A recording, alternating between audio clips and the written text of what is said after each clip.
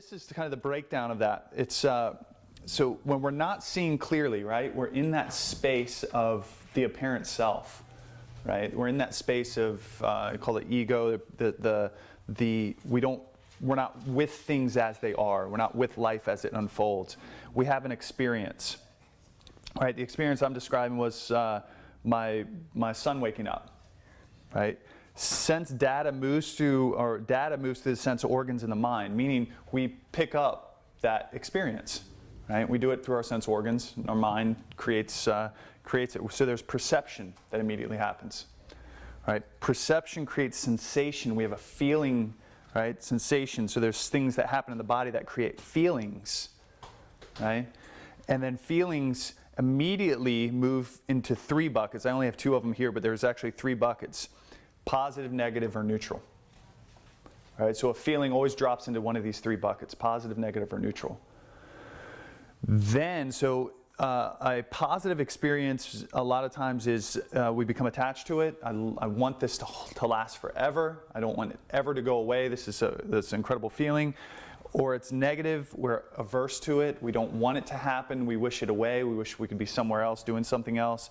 Or it's neutral and we kind of float right through it, right? Nothing, we don't have any stories around it.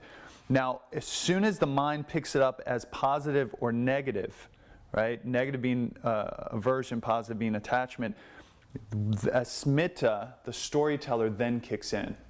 This is kind of how Michael Stone organizes it, which makes a lot of sense to me. So we have we immediately aren't seeing life as it is. We have an experience, it moves through our sense organs, creates perception. Perception creates, we perceive it, it creates sensations in the body. We understand those sensations as feelings. Feelings come across as either positive or negative, and we immediately begin to tell a story around it. This is when the storyteller kicks in. This is when we start to jump from future to past, right? So this is the story is I, me, and mine. So in the story I was telling you, could see how when I immediately got nudged to say it was my turn, I was already, right?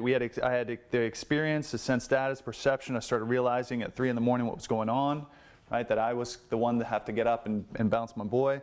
I was averse to it, right? Because it was so late, I was so tired, and I'm such a busy man, right?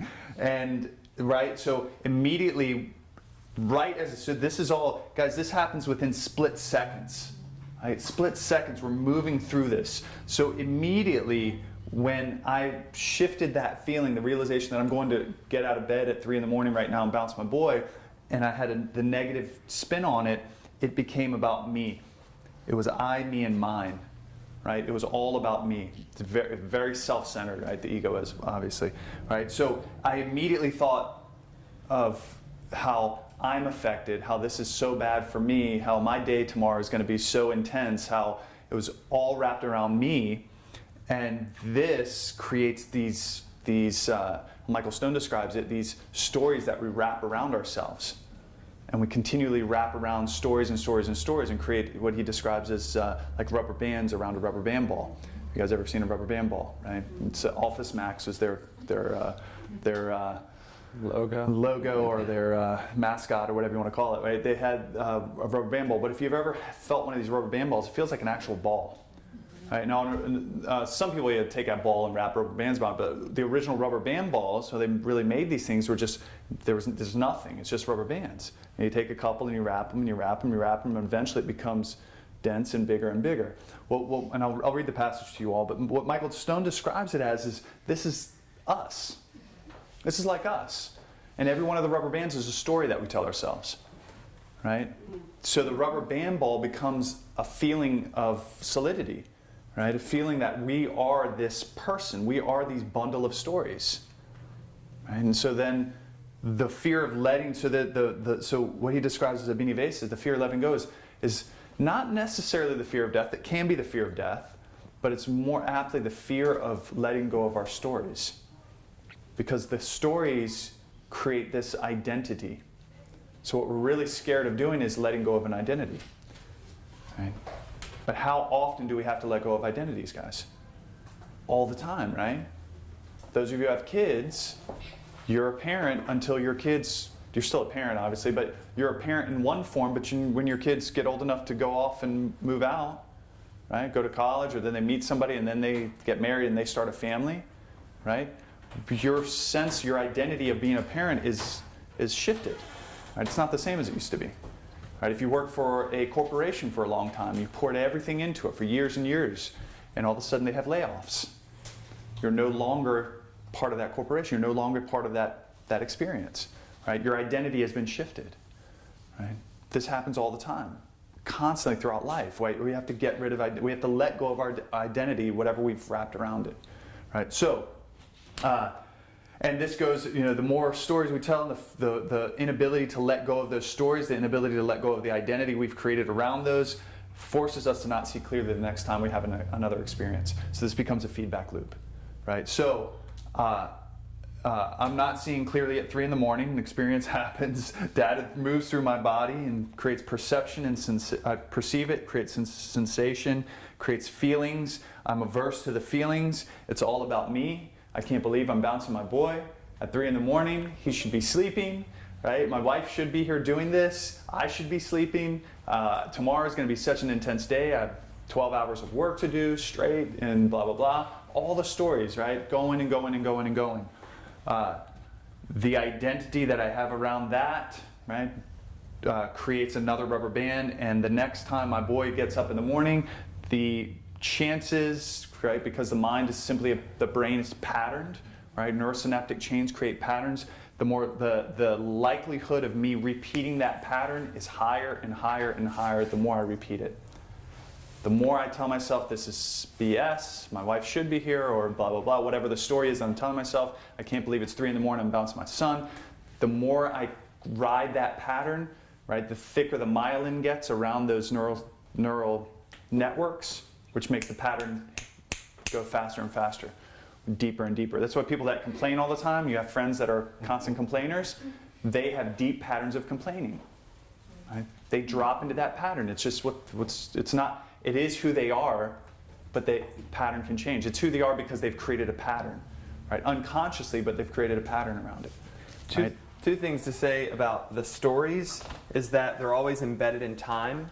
The mind, because once the mind starts moving, it's future, it's past, it's future, it's past. Oh, I can't believe I should be sleeping right now. Past. Why did my wife nudge me? She knows how much I have going on tomorrow. Oh my God, it's the training's happening tomorrow, and I'm going to be so tired. I'm not going to be able to blah blah blah. So it just vacillates in its own suffering.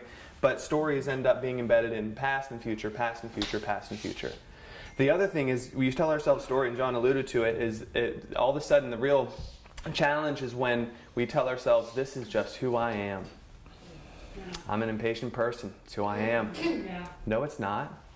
It's a pattern that you've chosen to, consciously or unconsciously, that you've chosen to repeat over and over and over again to the point at which it feels like you have no control. And when you feel like you have no control, then the next logical step is, that's just who I am.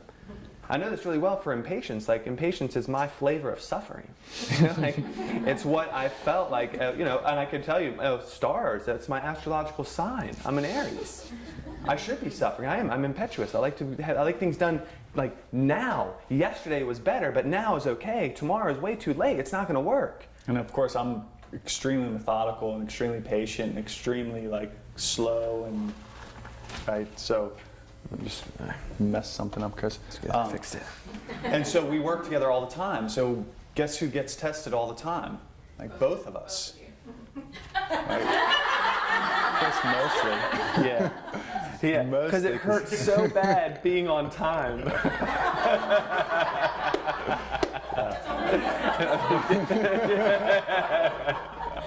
Yeah.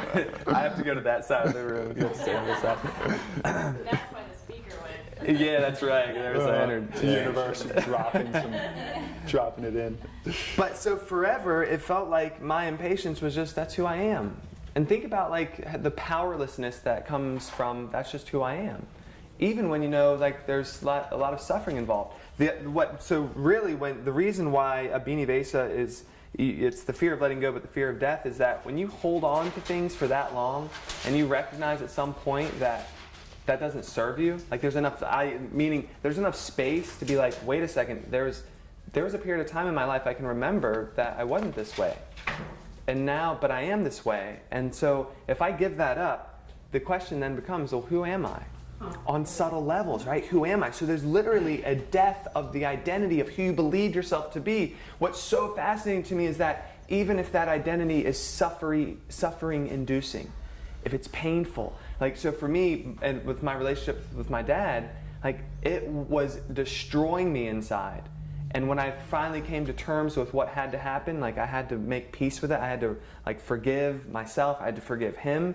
There was a period of time in this fear of letting go stage where I was like, well, fuck, I've held on to this pain for so long. Like, who am I if I'm not angry at him? Like, who am I if I'm not going to be resentful to him?